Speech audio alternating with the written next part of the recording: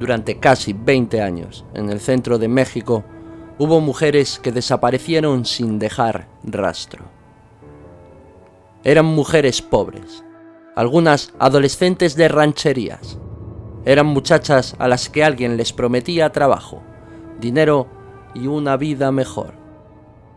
Algunas de ellas salían de casa pensando que iban a servir en una vivienda decente. Y otras creían que trabajarían en una cantina. Y muchas otras simplemente fueron engañadas por personas que sabían exactamente qué decirle a una familia necesitada. Muchas de ellas nunca volvieron. Porque al final del camino no había un empleo, no había un futuro, no había libertad. Había una puerta cerrada con llave, un burdel, una deuda infinita, golpes, amenazas y 4 mujeres que pasarían a la historia criminal de México con un apodo que todavía hoy provoca escalofríos: las Poquianchis. Las 4 mujeres eran las hermanas González Valenzuela, y sus nombres reales fueron Delfina, María de Jesús, María Luisa y María del Carmen. Durante años, la prensa mexicana las presentó como una especie de monstruos, mujeres crueles, empresarias del horror, dueñas de burdeles donde la explotación, la violencia y la muerte convivían bajo la protección del silencio.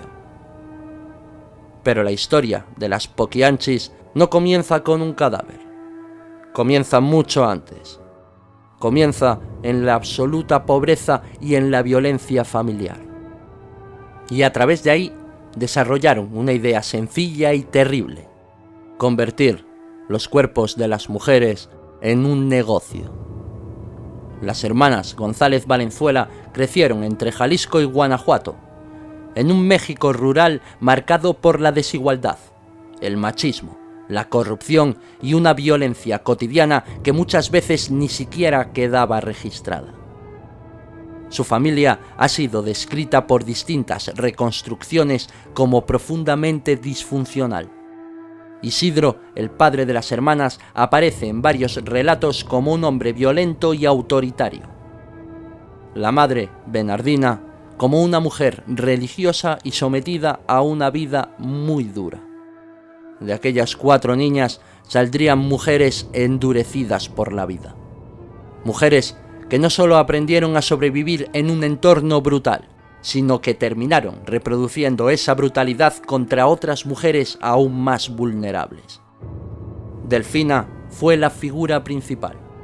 Era la hermana mayor, la más dominante, y la que con el paso de los años acabaría liderando el negocio familiar.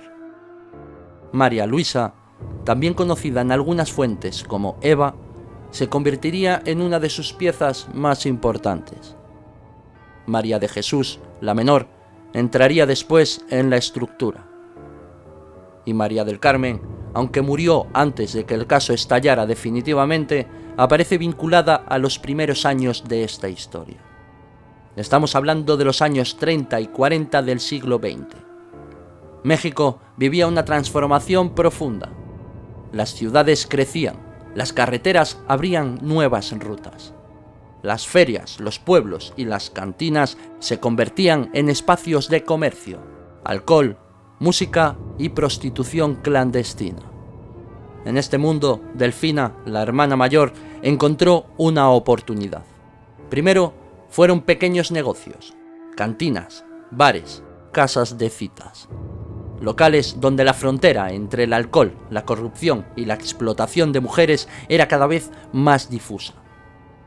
La prostitución existía, pero muchas veces se movía en zonas grises, protegida por autoridades locales, policías corruptos y políticos que miraban hacia otro lado a cambio de dinero o de favores. Ahí empezaron a crecer las Poquianchis.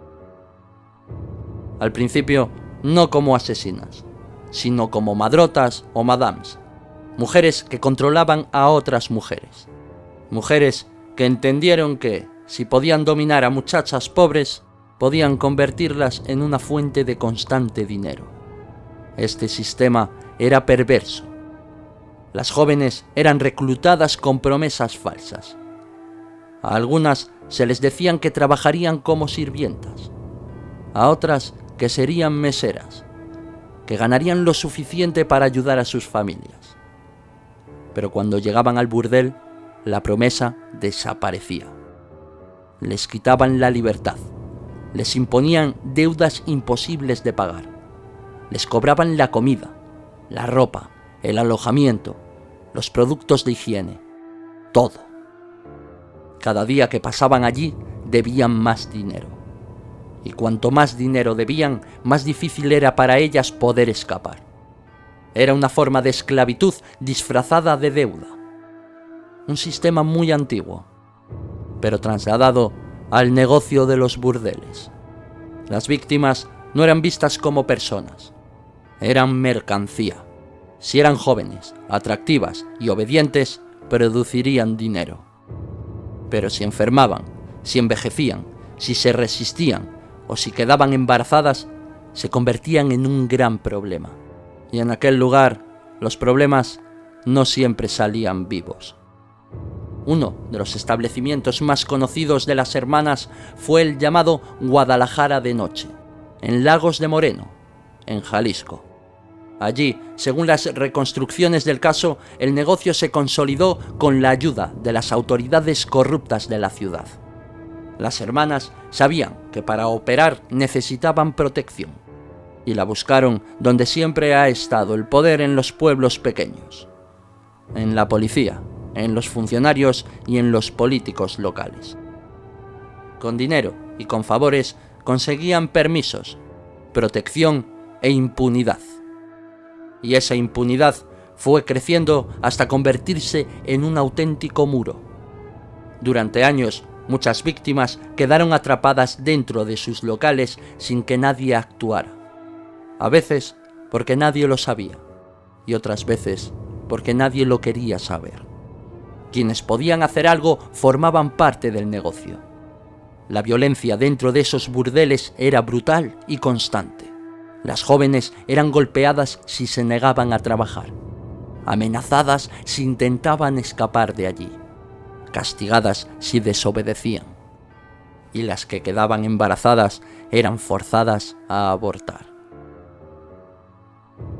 Pero si un bebé llegaba a nacer, la historia se volvía todavía más oscura, porque algunos relatos del caso sostienen que también hubo recién nacidos asesinados dentro de aquella red. Pero este caso está rodeado de una importante dificultad: la frontera entre lo probado, lo confesado, lo testimoniado y lo exagerado por la prensa sensacionalista de la época. En otros casos que hemos tratado aquí en el canal, hemos visto que en aquella época el sensacionalismo de la prensa era brutal. Los distintos diarios competían entre ellos por vender más ejemplares. Por lo que usar como fuentes diarios de aquella época es a veces caminar por una fina línea entre lo real y lo exagerado.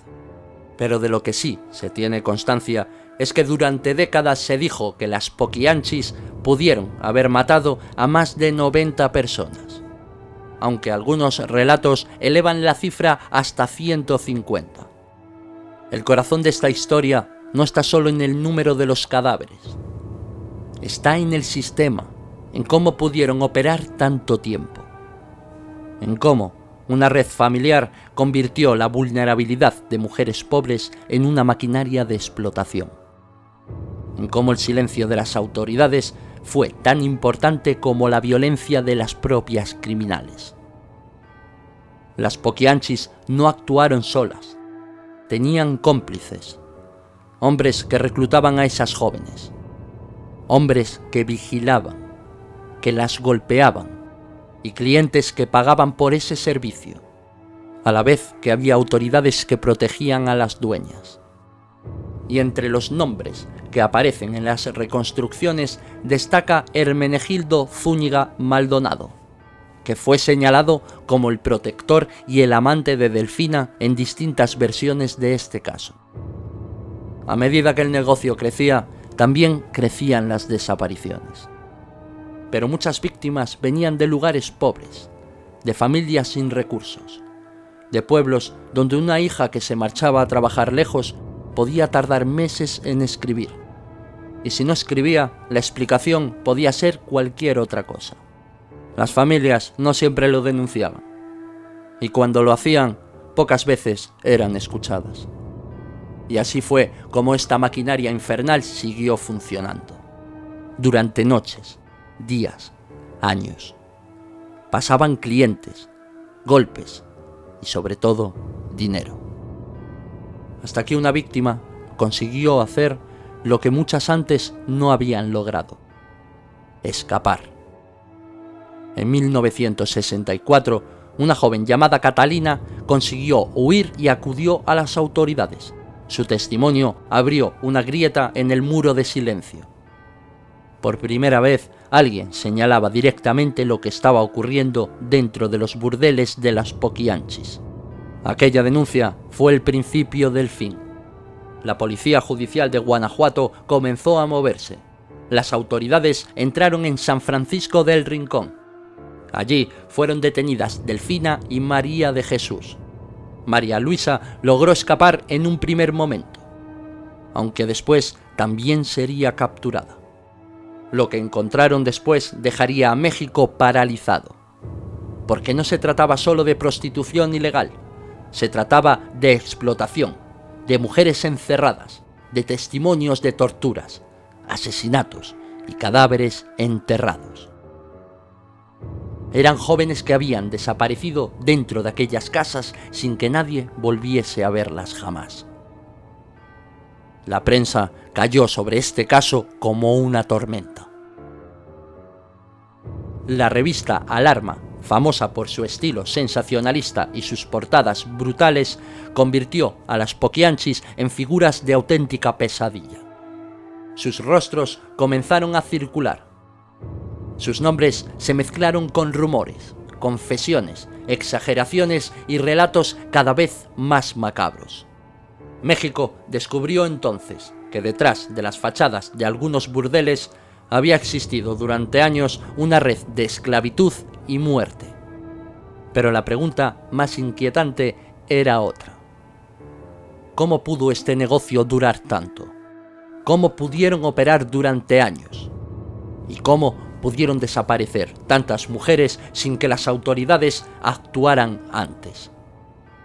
La respuesta era incómoda, porque el caso no hablaba solo de 4 hermanas criminales.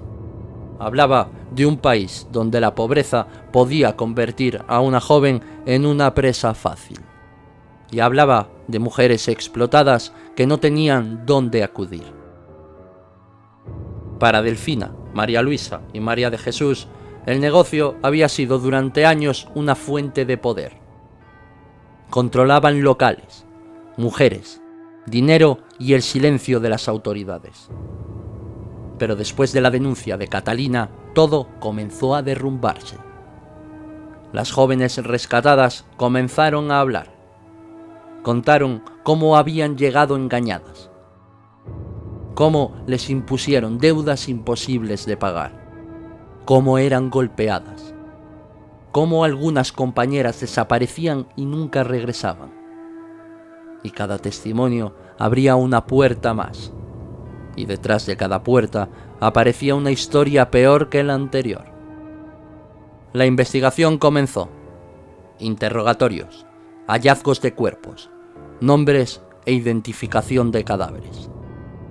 Pero todo esto lo relataremos en la segunda parte de este vídeo.